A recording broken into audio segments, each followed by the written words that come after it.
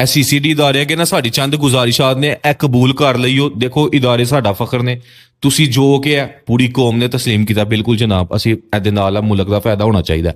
ਤੁਸੀਂ ਕਿਹਾ ਚੋਰ ਦੀ ਇਹ ਸਜ਼ਾ ਕੌਮ ਨੇ ਕਿਹਾ ਹੋਣੀ ਚਾਹੀਦੀ ਹੈ। ਤੁਸੀਂ ਕਿਹਾ ਕਿ ਜੁਆਰੀ ਦੀ ਇਹ ਸਜ਼ਾ ਕੌਮ ਨੇ ਕਿਹਾ ਹੋਣੀ ਚਾਹੀਦੀ ਹੈ। ਤੁਸੀਂ ਕਿਹਾ ਕਾਤਲ ਦੀ ਇਹ ਸਜ਼ਾ ਕੌਮ ਨੇ ਕਿਹਾ ਬਿਲਕੁਲ ਹੋਣੀ ਚਾਹੀਦੀ ਹੈ। ਤੁਹਾਨੂੰ ਮੁਕੰਮਲ ਇਖਤਿਆਰ ਨੇ, ਕੌਮ ਨੇ ਕਿਹਾ ਸੀ ਤੁਹਾਡੇ ਨਾਲ ਆ, ਭਲਾਈ ਦੇ ਕੰਮ ਹੋਣੇ ਚਾਹੀਦੇ ਨੇ। ਲੇਕਿਨ 3 ਗੁਜ਼ਾਰਿਸ਼ਾਂ ਨਾ ਹੁਣ ਕੌਮ ਦੀਆਂ ਤੁਹਾਡੇ ਕੋਲੋਂ ਨੇ। ਪਹਿਲੀ ਗੁਜ਼ਾਰਿਸ਼, ਇਹ ਫੈਮਿਲੀ ਬਿਲਾਗਿੰਗ ਦੇ ਨਾਂ ਦੇ ਉੱਤੇ ਜਿਹੜੀ ਪੂਰੀ ਕੌਮ ਨੂੰ ਤਬਾਹ ਕੀਤਾ ਜਾ ਰਿਹਾ ਨਾ, ਇਹਨਾਂ ਦਾ ਵੀ ਗ੍ਰੈਂਡ ਆਪਰੇਸ਼ਨ ਹੋਣਾ ਚਾਹੀਦਾ ਹੁਣ, ਤਾਂ ਕਿ ਇਹਨਾਂ ਨੂੰ ਪਤਾ ਲੱਗੇ ਕਿ ਸਾਡੀ ਨਸਲ ਕਿਸ ਤਰਫ ਜਾ ਰਹੀ ਹੈ। ਦੂਸਰੀ ਚੀਜ਼, ਟਿਕਟੌਕ ਲਾਈਵ ਦੇ ਉੱਤੇ ਆ ਕੇ ਜਿਹੜੀਆਂ ਮਾਵਾਂ ਭੈਣਾਂ ਦੀਆਂ ਗਾਲਾਂ ਕੱਢੀਆਂ ਜਾਂਦੀਆਂ ਨੇ ਔਰ ਜਿਹੜੀਆਂ ਨੰਗੀਆਂ ਨੱਚਦੀਆਂ ਨੇ ਉੱਥੇ ਆ ਕੇ, ਪੂਰੀ ਕੌਮ ਨੂੰ ਪਤਾ ਕੀ ਹੋਣ ਦਿਆ। ਕੰਨ 'ਚ ਬੁਰਕੀ ਕੋਈ ਵੀ ਨਹੀਂ ਪਾਉਂਦਾ, ਮੂੰਹ 'ਚ ਹੀ ਪਾਉਂਦੇ ਨੇ ਸਾਰੇ। ਖੈਰ, ਜੋ ਹੋ ਰਿਹਾ ਇਹਨੂੰ ਵੀ ਬੰਦ ਹੋਣਾ ਚਾਹੀਦਾ। ਤੀਸਰੀ ਚੀਜ਼, ਜਿਹੜਾ ਨਬੀ ਪਾਕ ਦੇ ਸਹਾਬਾ ਦੇ ਉੱਤੇ ਲਾਨ ਤਾਨ ਕਰੇ ਇਸ ਬੰਦੇ ਨੂੰ ਫੌਰਨ ਸਜ਼ਾ ਦਿੱਤੀ ਜਾਏ, ਜਿਹੜਾ ਮਰਜ਼ੀ ਹੋਏ, ਤਾਂ ਕਿ ਨਬੀ ਪਾਕ ਦੀ ਨਿਸਬਤ ਦੀ ਹਯਾ ਇਸ ਮੁਲਕ 'ਚ ਬਰਕਰਾਰ ਰਹੇ।